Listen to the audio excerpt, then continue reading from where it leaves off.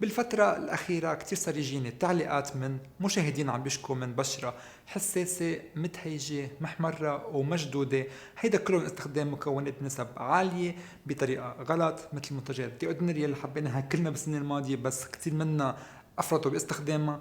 كما انه في عالم بيستخدموا كريمات طبية مثل الدفرن والاكرتين بطريقة غلط، وهذا الشيء بيعمل هيدا الاحمرار والتهيج. وعدا عن الاشخاص يلي بتجرب تعمل خلطات منزلية وبتحسس بشرتها. فاليوم حنحكي عن شو هو الحل لهيدي المشاكل، اذا اليوم صارت معي هيدي الشغلة كيف فيي حلها. خليكم معي. إذا هيدي أول مرة تحضروني، أنا جوزيف وأنتو على سكين فيتس. سكين فيتس هي قناة بنحكي فيها عن عناية البشرة والعناية بالنفس، فأكيد اشتركوا بالقناة كمان اكبسوا على الجرس تعرفوا عن كل فيديو جديد أول ما ينزل. أول شي تعالوا نحكي عن السبب الأساسي لهيدي المشكلة، وهو تضرر حاجز البشرة تبعنا. شو هو حاجز البشرة؟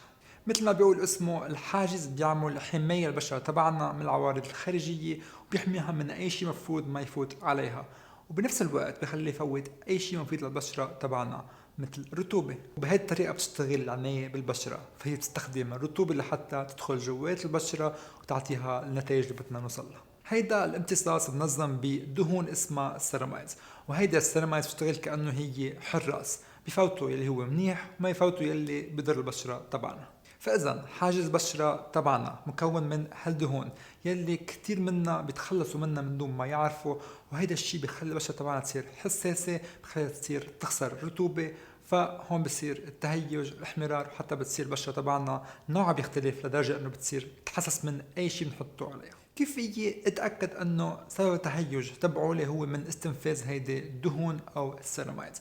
بالعاده بتحسوا انه بشرتكم بتكون جافه بس من جوا، يمكن حتى يكون عنده بشره دهنيه بس بنفس الوقت بحس انه بشرته مشدوده، هيدا الشيء بيعني انه ناقصكم هيدي الدهون. شغله تانية حتلاحظوها انه منتجات كانت بالعاده تستخدموها وما عندكم اي مشكل معها، اليوم حتلاقوا انه ما حتناسبكم، حتعمل لكم تهيج احمرار، فهيدا الشيء بيوضح لكم الامور. كما انه رح تصيروا كتير واعيين لاي تغير بالحراره، اذا حيصير في هواء حتحسوا فيه على بشرتكم، اذا حيصير في شوب كتير كمان بتحسوا فيه كليا، هيدا لانه الحاجز تبعكم ما عم بيقدر يشتغل مثل ما هو لازم يشتغل. اشخاص تانية حتلاقي تجاعيد على بشرتهم مع انه هن صغار، وهالتجاعيد ما كانت موجوده قبل، وهذا لانه البشره تبعهم ما فيها تحبس رطوبه، فهي عم تتبخر لانه حاجز البشره ما عم بيقدر انه يفوت الرطوبه لجوا. يلي عم بيصير انه الرطوبه عم بتفوت وتطلع من دون ما حدا يتحكم فيها، الاوساخ عم بتفوت، الاضرار عم بتفوت، وما في حدا عم بيوقفها. فهون البشره تبعكم عم تقلكم ساعدوني ساعدوني، فلازم هلا نبلش نعالج هذه المشكله. اول شيء بنتفق انه ما في حل سحري لحتى نصلح حاجز البشره تبعنا، هذا الشيء حياخد انتظام لاسبوعين لشهر يمكن لحتى نرجع يشتغل بالطريقه الصح. اول شيء تعالوا نحكي بشو بدنا نوقف نعمله، واول شغله هي نوقف الغسل المفرط للوجه بالغسول. مع انه غسل الوجه هو مهم لحتى نشيل واقي الشمس الاوساخ عن بشرتنا، بنفس الوقت عم نتخلص من دهون اساسيه البشره تبعنا بدها اياها لحتى تشتغل، لحتى الحاجز البشره تبعنا يشتغل بطريقه صح. فكل ما انا غسل زياده كل ما عم شيل من هالدهون الزياده، فلازم قد ما فيي قلل من خطوات الغسيل بالنهار. بنصحكم بمره واحده بالنهار اذا انتم بهيدي الحاله اللي هي بالليل، لحتى تشيل الاوساخ واقي الشمس المكياج باخر النهار.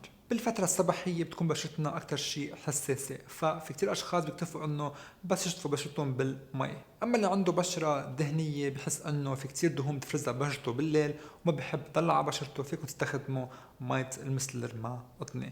هالطريقة بتخلينا إنه بطريقة لطيفة ننظف هالدهون عن بشرتي من دون ما أحسسها.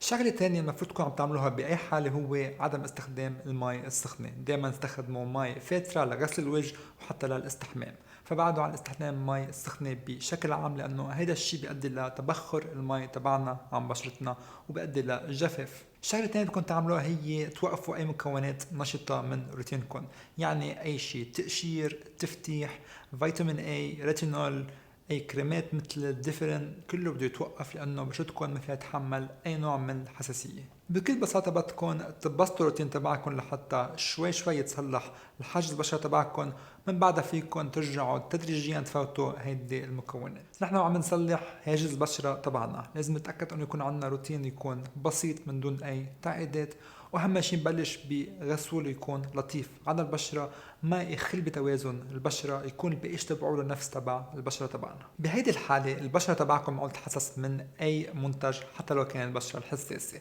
بس انا علي اعملها كانه هي بشره حساسه واختار منتجات لهيدا النوع من البشره، مثل هيدا المنتج من بايوديرما. هيدا الغسول فيه مكونات لطيفه خالي من العطور، فاقل احتمال انه يحسس لي بشرتي. كما انه البي اتش تبعه له ماثل لبي اتش البشره، وهذا الشيء بيضمن لي انه ما حدا يقلي توازن بشرتي. ففيكم دائما تعملوا بحث عن اي منتج، عن اي غسول، ومعقول تلاقوا البي اتش تبعه له اذا كانت الشركه عم بتخبر هذا الشيء. من بعد ما غسل وجهي، في خطوه اضافيه في اعملها لحتى تساعد بشرتي اكثر تحافظ على الرطوبه، هو انه اعطيها مكونات بسموهم هيومكتنز، يعني بتجذب الرطوبه، مثل هيلورونيك اسيد او جليسرين. مثل ما قلنا بهيدي الفترة البشرة تبعنا بتعاني انه تحافظ على رطوبة لانه بتتبخر، لانه حاجز البشرة ما عم بيقدر انه يحبسها. فاذا استخدمت هالهيومكتنز، هالمكونات يلي بتجذب الرطوبة، في يساعدها انه يكون عندها رطوبة زيادة لحتى تقدر تمسك فيهم. من بعد غسل الوجه فيكم تستخدموا تونر، اسنس، سولوشن، اي شيء فيه هالمكونات يلي بتجذب رطوبة على البشرة، بنحطه بايدينا بنطبقه على بشرتنا لحتى تخلي هالرطوبة على كل وجهنا. هيدا الاسنس بحبه لانه في هيلورونيك اسيد، في جليسرين، في مكونات تكون هي مضادة للاكسدة، وكما انه خالي من العطور، فحيناسبنا بهيدا الوضع. الشغله الثانيه فينا نعملها هي انه نبحث عن منتجات فيها مكونات بتروق البشره، بتصلح البشره، وفيها مضادات للاكسده. راح اعطيكم مثلا على هيدي المنتجات اللي هي عباره عن سيرومات.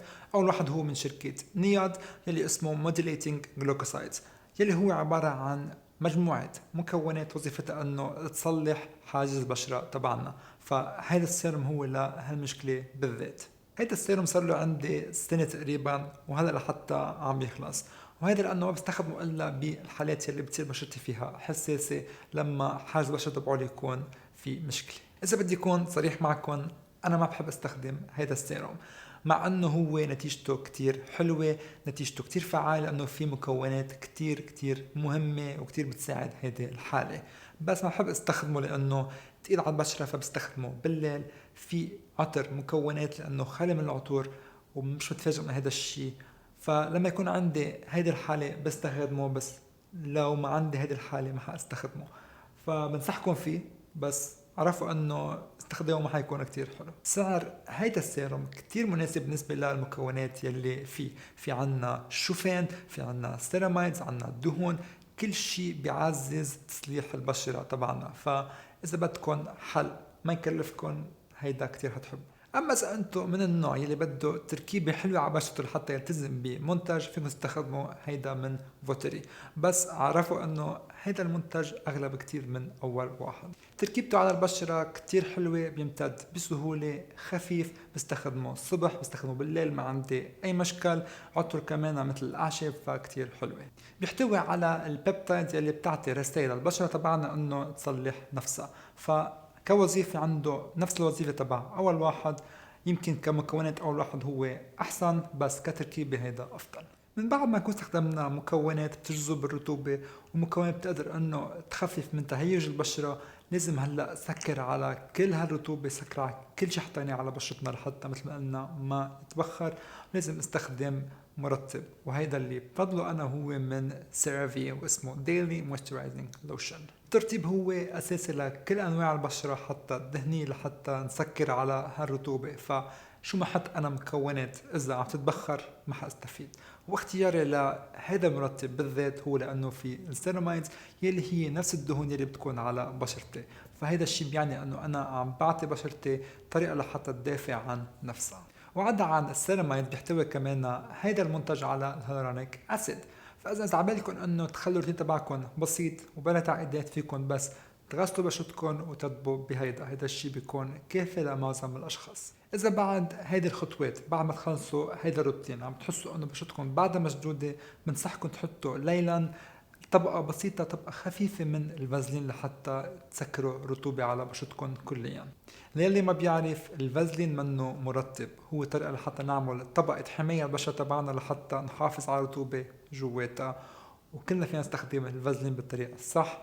بنصحكم تشوفوا فيديو على جنب عن الفازلين وطريقة استخدامه الصحيحة. أما آخر خطوة وطبعا مع هودي الاثنين كنت حأنساها على شوي هي واقي الشمس.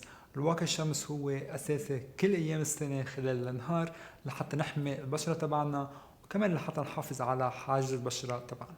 في اليوم استخدم افضل منتجات بالدنيا، بس اذا ما عم بستخدم واقي شمس هيدا كله ما له عازل، لانه ما عم فيي احمي بشرتي من اشعه الشمس يلي هي بتضر بشرتي وبتضر حاجز البشره تبعولي. واقي الشمس يلي بحبه هو من السوبر جوب، هيدا حكي عنه كتير. ما عنده اي لون على البشره، بتحسوا انه شفاف، بيمتد بسهوله وبيختفي عن البشره. بعرف انه كتير منكم بيعانوا مع اختيار واقي الشمس، فاذا بدي انصحكم بواحد معقول يناسب الكل هو هيدا، كما انه خالي من العطور. فاذا عندكم بشره باي وضع ما بتحب العطور بيقدر يمكن يناسبكم. وهيدي كانت كل نصايحي لحتى نصلح حاجز بشرة تبعنا. اذا انتم اليوم عندكم مشكلة طبية، اذا عندكم حرق كتير قوي او شيء مبين انه هو مش طبيعي، بنصحكم تشوفوا دكتور جلدية. هاي المعلومات منا معلومات طبية، انا مني دكتور جلدية، فخلوا هيدا الشيء لدكتوركم. إذا استفدتوا من هالمعلومات اكبسوا على اللايك، وأكيد تشاركوا هالفيديو مع كل أصحابكم لحتى الكل يستفيد. أشوفكم بالحلقة الجاية. باي باي. Ladies and gentlemen.